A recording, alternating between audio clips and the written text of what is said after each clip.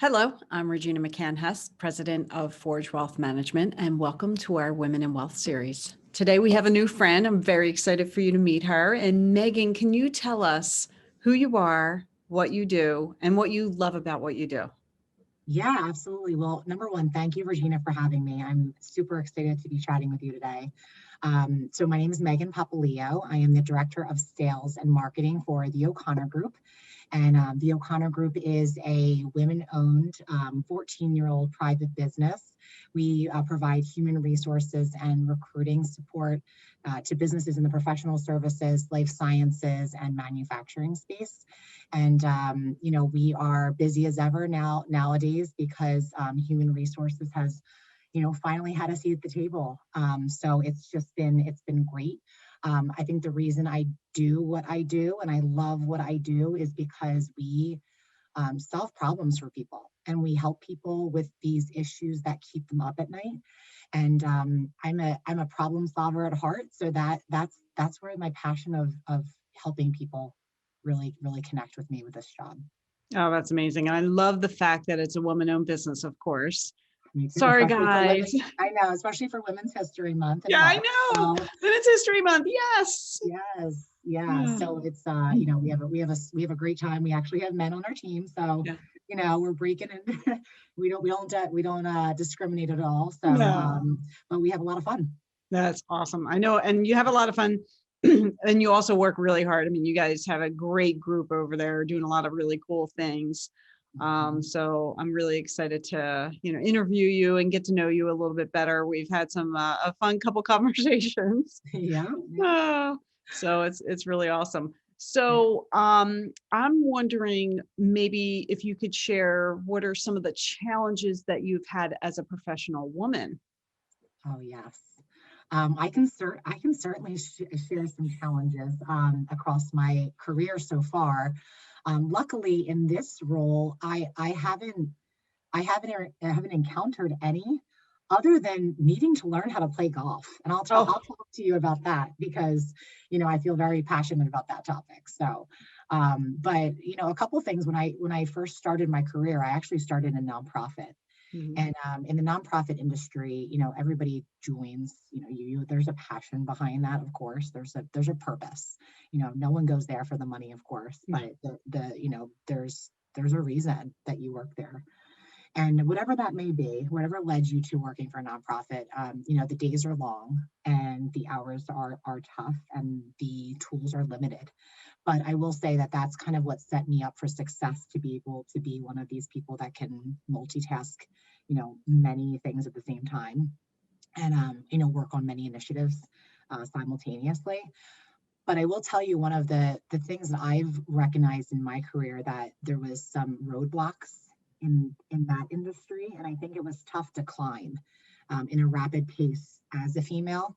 I think that since the funding within nonprofits was challenging, there weren't as many opportunities that I would have liked as I grew in my career. So ultimately, it led me to a place where I was bored and I Mhm. needed more and I needed to challenge myself more. And that's kind of what took me away. I did stay within, volunteering opportunities, of course, and I'm connected to many nonprofits. I feel very strongly about them and their missions.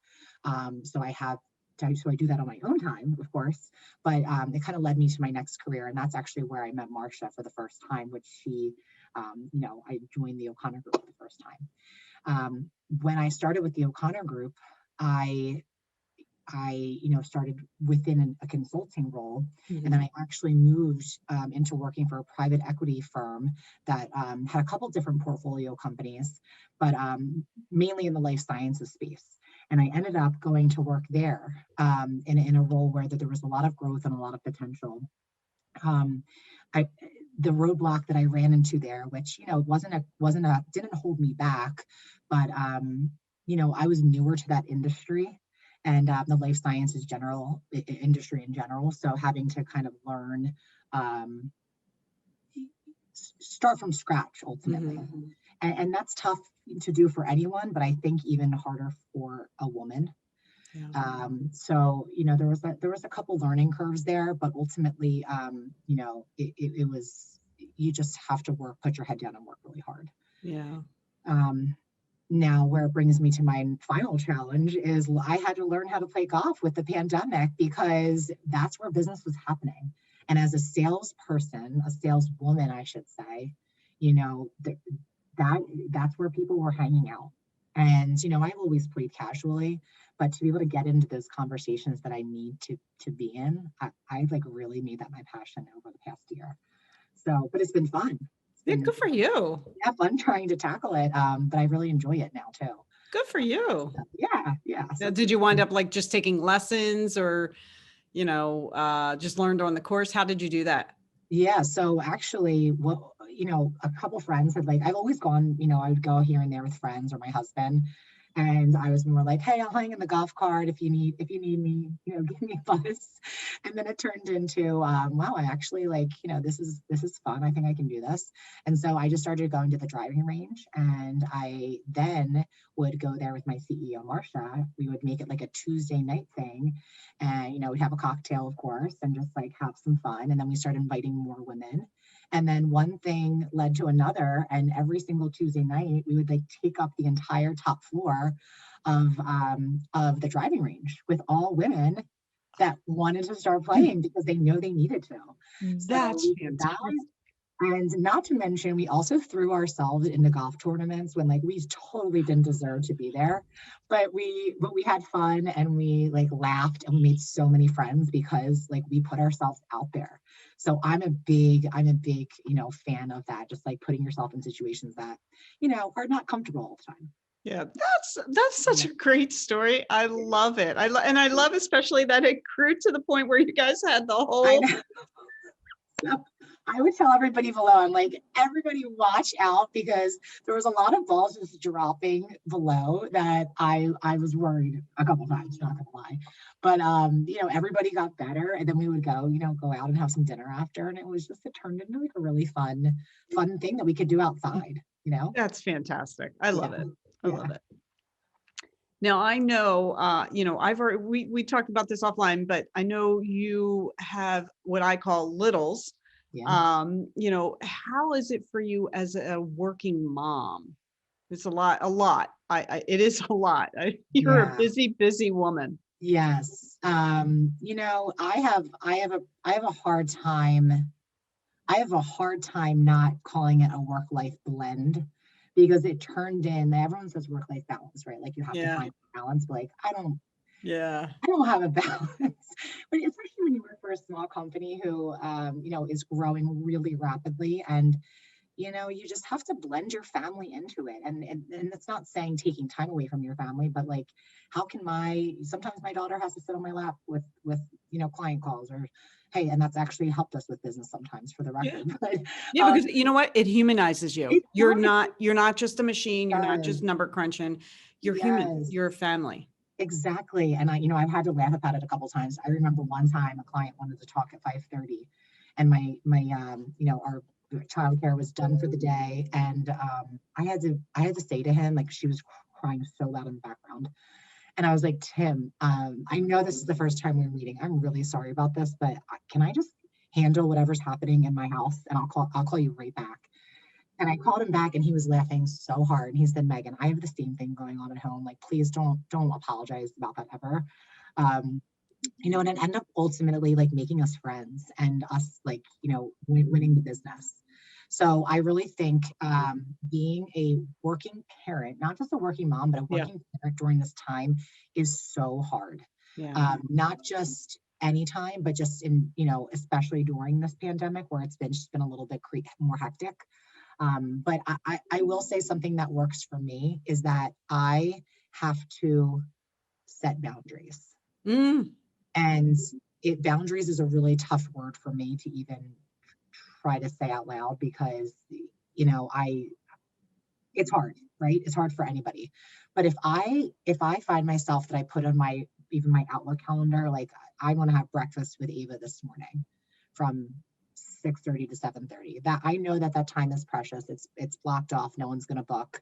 And I just try to put my phone down and be present, because there are so many times that I have these situations and like that I'm not present and I miss things. Yeah. And I'm mad at myself. And it's actually, you know, something happened last night. I'm going to send you this picture, but I was on a conference call late trying to cook dinner.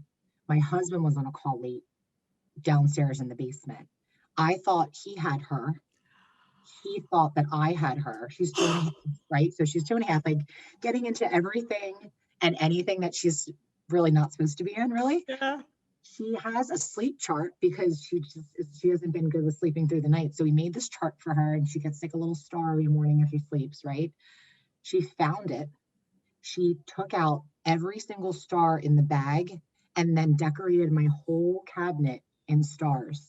And there was probably, I'm not exaggerating, like maybe 100 stickers on this cabinet now, this piece of furniture. And she was so quiet. And I was like, and I got off, I was on the phone and I walked in and I gotta go. And it was like 7:30. I'm like, what am I doing? Haven't fed my child yet.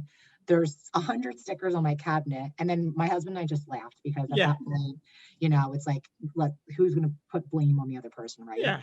So we laughed, and you know, and that's how laughing has been getting us through a lot of these really tough situations. So you know, it's challenging. I feel for other parents. You know, I have a baby on the way too, so I know that my hands are about to be a little bit more full. Yay.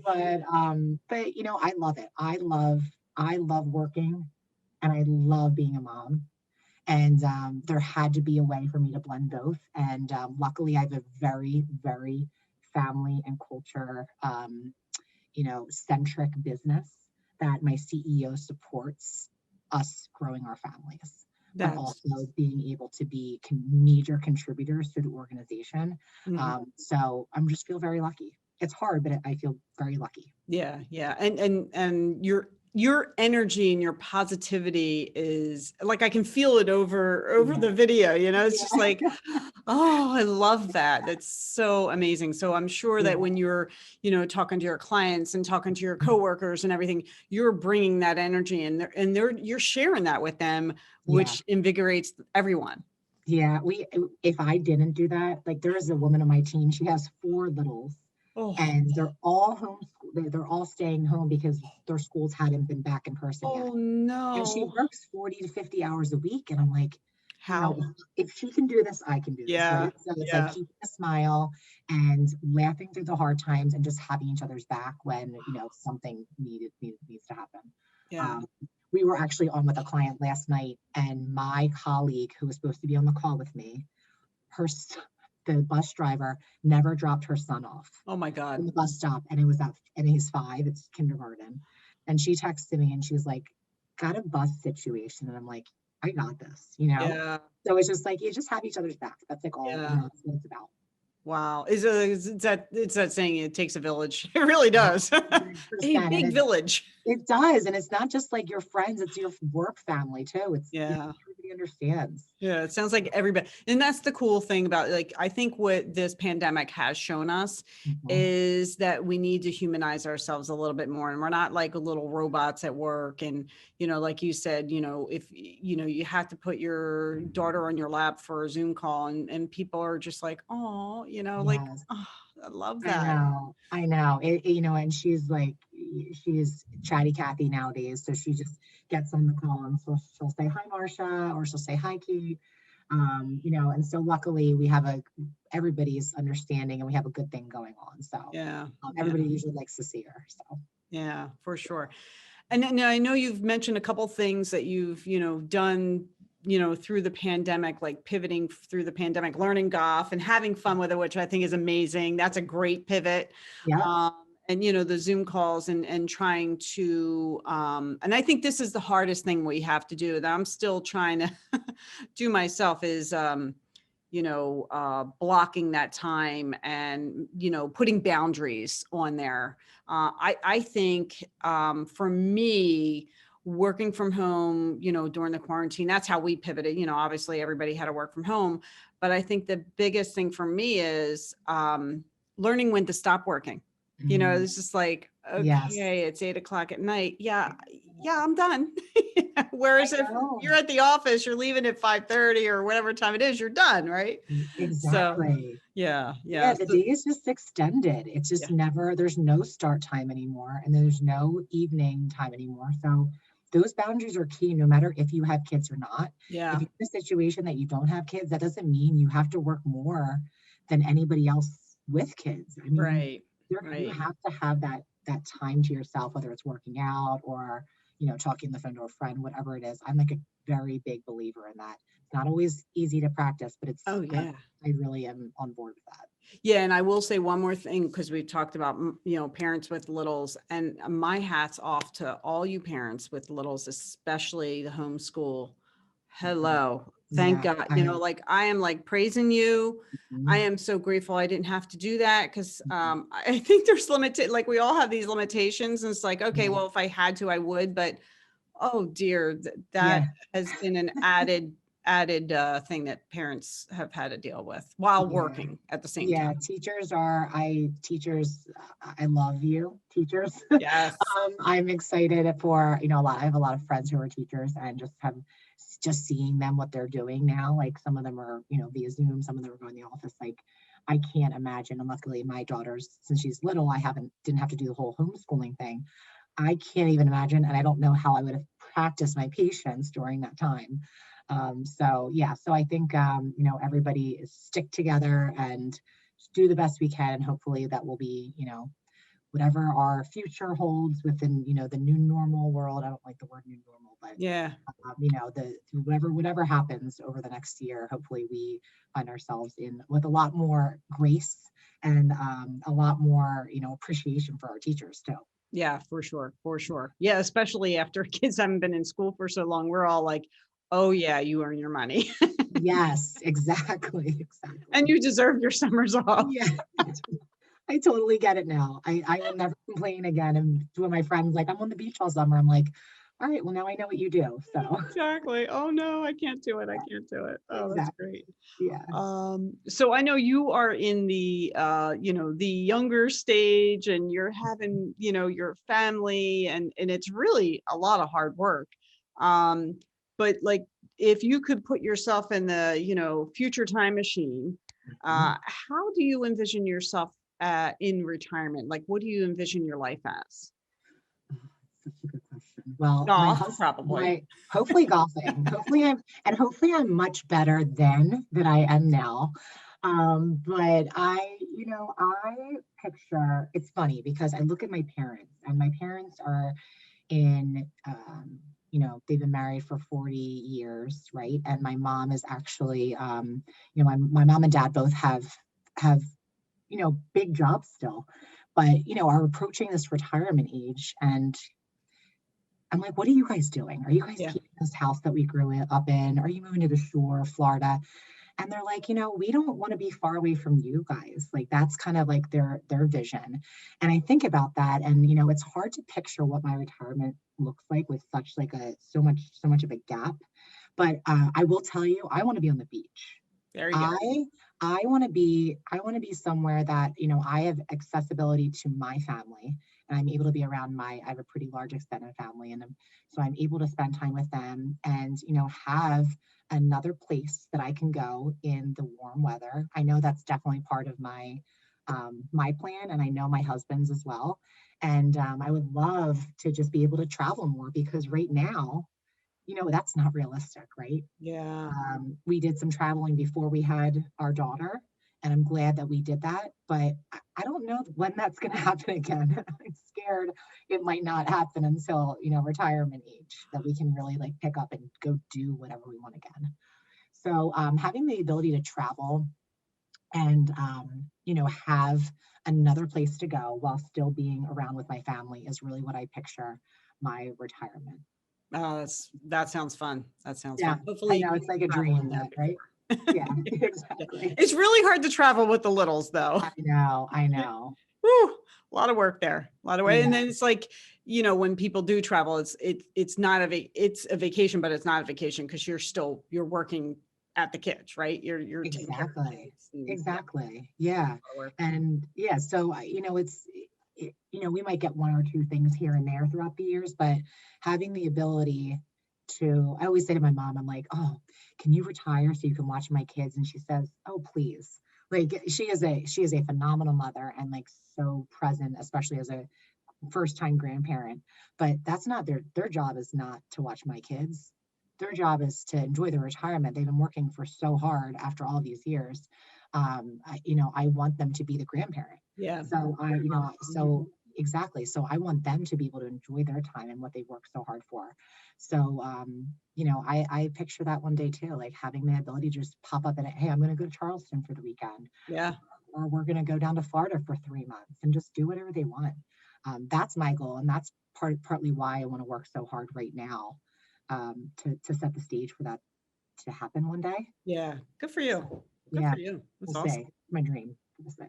Yeah. No, well, hey, you have to have the vision. That's why I asked the question. You have the vision, then you have something to work towards. Yeah. And can I ask you a question about that Mhm. while we're on that topic? Yeah. I think a lot of my friends are in the same boat too, like, early mid 30s that have these dreams and are really hard workers. And if you could give us, one or two like major tips um, on helping to make that happen, like what would you do? What would you tell me to do if I wanted that to be my reality? Majorly because, you know, especially during the pandemic, I think that was a time to really reassess your finances Hmm. because you weren't doing anything. And I Right. know for me, I was able to save a lot of money Yeah. and able to kind of, pay off some things and do some things that I had been wanting to do for a while. And so what are your biggest tips for that age group that has these big dreams? Yeah. Good. Great question. Loaded question. There's I a know, lot. sorry. I knew that was going to be a little bit. That's okay. Well, the first thing, I mean, like in the pandemic, the best thing to do is to assess your finances, especially as in like what are you spending money on? And prior to the pandemic, when I would talk about budgeting with people, and they have goals, but like they're spending so much money, I'm like, okay, well, let me look at what you're spending money on. Let's look at the actual credit card statement or the debit card statement or wherever you're spending your money from, and Mhm. let's look at those actual line items. And it would be going out for coffee every single day and lunch for every single day. And, a $5 coffee doesn't seem like a lot, but 5 days a week, that's $25 for the Yep. whole month. That's $100 a month. So those are easier now because we've been living in quarantine. Mhm. It's not as easy to go out and get your coffee, or, you're little conditioned not to. Um, Right. so look at places where you can cut some of those extra expenses. And I know we're also getting into an age where everything's a monthly fee, the streaming, Yeah. the this, the that, like how many Mhm. of those things do you need? So when you can cut those, some of those costs where you can do that.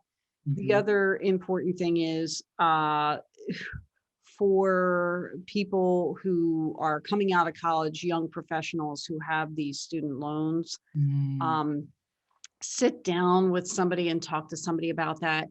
Just because they tell you you can pay them over 10, 20, 30 years doesn't mean you should. Maybe you can create a plan where you decide, okay, well, I want to have them paid off in 5 years. Mhm. I'm willing to sacrifice things in order to Yeah. get that done so I can get that monkey off my back, so that Yeah. in 5 years, then that money is freed up so that I can go buy a house. Yep. Because a lot of That's a people, great a lot point. of the young people can't get a house, can't get a mortgage because Yeah. their student loans are more than the mortgage. I So know. that's And thinking about that student loan part, I think it's right when you're out of college, you don't care. right. Like, you don't understand yet, not that you're not an adult, you're an adult, of course, but it's not as much of like a reality that, that this could set you back Right. as you like maybe 5 years down the road, you're like, wow, I really got to start paying these off because they're not going anywhere. Yeah. They're not just Yeah. going to disappear. Yeah. That's a really, really, that's a great point. And you're used to, like, I had this conversation with someone a couple months ago. I'm like, look, you're used to being a poor, starving student, right? Mhm. Stay in that mood. Don't get don't go now that you're making, decent money, don't live like that. Live like maybe not as bad as when you were in college, and maybe not that cheaply, but Yep. don't do the lifestyle creep right away. Try to bunch that student loan debt off, because that monkey is very heavy on the back of you. The third thing I would say is, first day that you can, contribute to your 401k plan, because the earlier you do that, the compounding of that, you are much better off than somebody starting 10 years later, even doing more of a contribution. So absolutely start your 401k as soon as you can. Awesome. Yeah, I that's great. I think, people sometimes forget that they can also change that percentage too. Yes. Like you might start with a job and say, well, I only feel comfortable like giving this much, but then, you get a raise and you forget to like add a couple more percentages on. So yeah, I have like a 1/3 rule on that. Whenever you get a raise, 1/3 goes towards your rainy day savings, 1/3 goes towards your increasing your retirement savings, and the other third, pat yourself on the back and go enjoy it. I'm writing that one down. It's sometimes like I feel like, it's easy when you get a raise to just like, it goes kind of funnels through. And then I'm like, where does it go? Yeah. Like, Could you just assume it into your lifestyle, and you're like, where it's easier to take it away from yourself if you don't have it yet. I know. It's such a good point. I just wrote that down. That's cool. So, all right. I am so enjoying our conversation, but I know we do have to wrap this up at some point. We can always talk offline. But hey, Meghan, can you tell us, if somebody wants to learn more about the O'Connor Group, where can they go to find out more about what you guys are doing? Because I know you guys are doing great stuff in your field. Yeah, well, thank you. We have a lot of great things going on right now, and you can find us on www.tocgrp.com. We have a really active LinkedIn page. I would always suggest going there and following, our page, because we have lots of great content going out. There's so many rapid changes right now in human resources with the pandemic. We have a really flexible recruiting model that saves companies tons of money, and there's just a lot of cool things that we have going on from a human capital standpoint. I always like to think of us as the modern HR. It's a little scary when you hear the word human resources, but it doesn't have to be. And so check out our website, check out our LinkedIn page. Happy to connect with anybody. If anybody wants to learn more, always here to have great conversations with great people. Fantastic. And believe me, if they call you, they're going to have a great conversation. Yeah, we're going to have a lot of fun. For sure. Yeah. You might wind up golfing together too. Yes, exactly. Meet me at the driving range, and we'll have some fun. Oh, you'll have fun laughing at me, because I'm not very good. So there you go. I'm sending you an invite for that Tuesday thing, just so you know.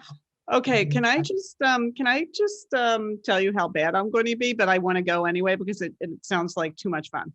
I'm telling you, no one is good. We have one good.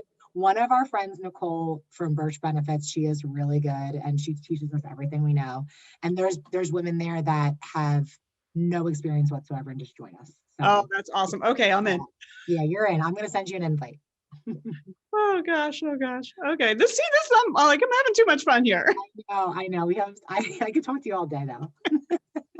Oh, all right. Well, I thank you for joining me today.